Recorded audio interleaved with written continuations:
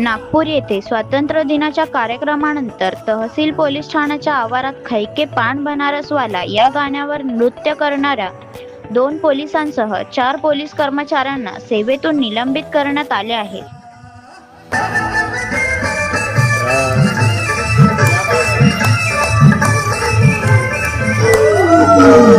क्या बात है।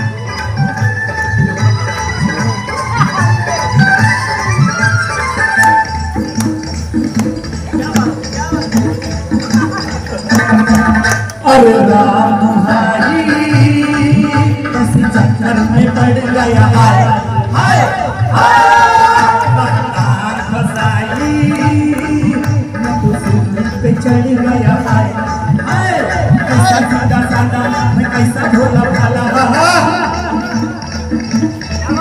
क्या बात है।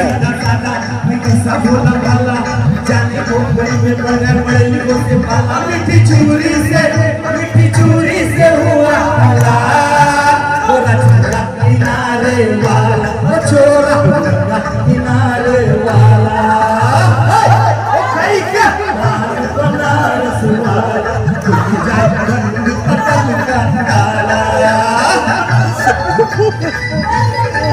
अरे वाह।